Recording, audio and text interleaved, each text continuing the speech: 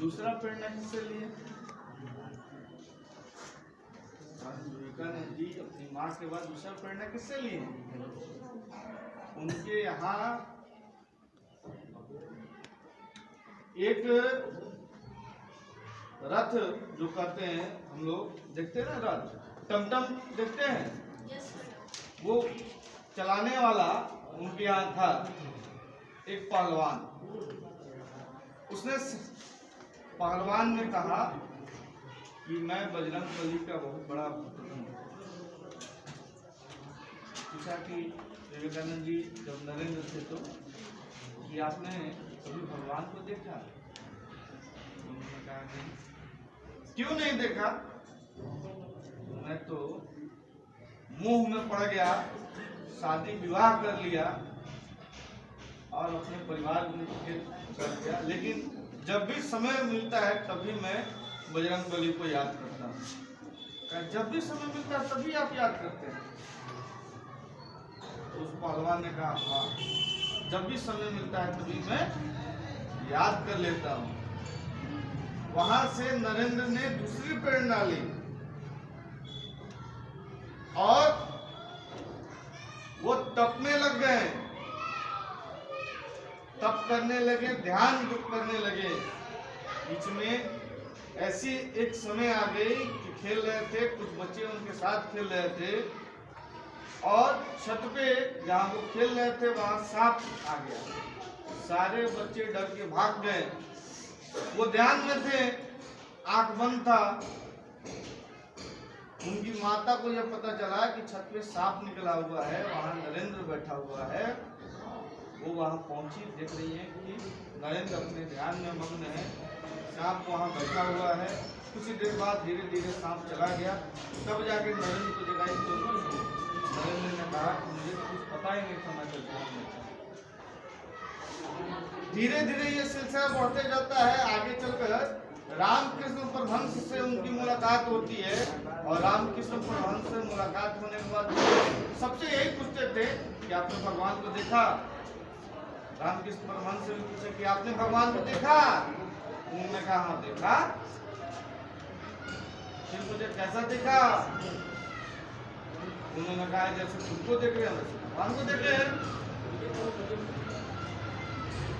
जैसे आप लोग को देखे हैं, हम देख रहे हैं ना, आप लोग हमको देख रहे हैं ना, वैसे सर भी खड़े हैं। ठीक उसी तरह भगवान को भी देखा है।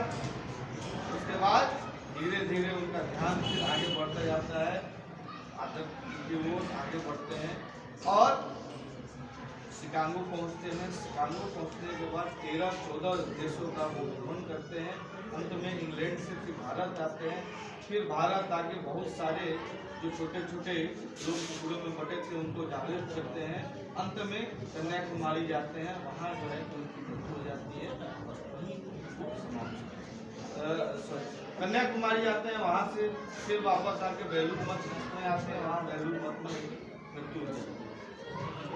आप लोगों को कभी दिल्ली जाने का या कन्याकुमारी जाने का सौभाग्य प्राप्त होगा। आप देखेंगे कन्याकुमारी से ये तट से थोड़ा सा दूर जाकर विवेकानंद रॉक है। उस रॉक पे जो है बहुत बड़ा जो है कि विवेकानंद जी का एक म्यूजियम बनाया गया है। उस म्यूजियम को आप देखेंगे, विवेकानंद के बारे में, भारत के बारे में जानेंगे। कभी दिल्ली जाने का मौका मिलेगा तो फेमस जगह हम बता देते हैं। फेमस जगह है होटल ताज। आप लोग गए नहीं होंगे लेकिन सुने होंगे। होटल ताज फेमस जगह है दिल्ली में। उस होटल ताज के पीछे वाला जो रोड है वो चाणक्यपुरी का रोड है। उस चाणक्यपुरी में कैसे आप होटल ताज के पीछे जाएंगे, वहाँ ऑस्ट्रेलिया का एम्बेसी है। एम्बेसी समझते हैं आप लोग? दूतावास समझते हैं? क्या होता है दूतावास? अलग अलग देशों में भारत के जो प्रतिनिधि होते हैं उनकी वहाँ रहने के लिए एक घर चाहिए ना, और उनकी सुरक्षा के लिए, उनका काम करने के लिए जो है वो जैसे पाकिस्तान है, तो भारत के एक प्रतिनिधि पाकिस्तान में है, रहते हैं, अमेरिका में रहते हैं, ऑस्ट्रेलिया, सभी देशों में रहते हैं जो मित्र देश हैं, और वहाँ अपने देश के जो लोग जाते हैं उनका काम या उस देश से अपना संपर्क स्थापित करने का काम राजदूत करते हैं। उसको जो जहाँ रहते हैं जो ऑफिस होता है उसको एम्बेसी बोलते हैं।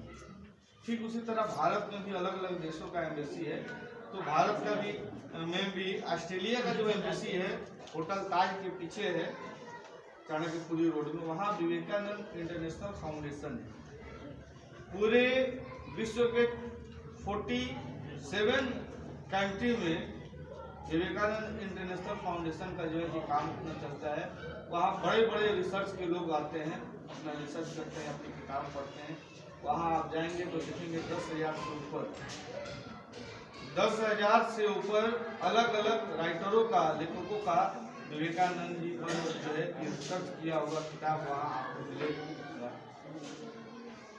उनकी बातें पढ़ने का आप देखेंगे, जब देखेंगे अलग अलग लोगों ने विवेकानंद जी का शिक्षा क्या था, शिक्षा के प्रति सोच क्या था, भारत के प्रति सोच क्या था, धर्म के प्रति सोच क्या था, महिलाओं के प्रति सोच क्या था, लड़कियों के प्रति सोच क्या था, लड़कों के, ऐसे अलग अलग जो उनका विवेकानंद जी का जो सोच था उस पर अलग अलग लोगों ने रिसर्च किया है, और यह रिसर्च का काम निरंतर जारी है।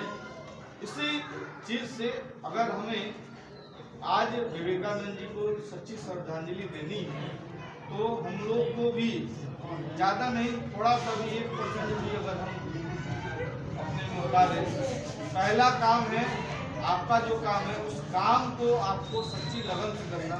आपका काम क्या है और क्या है?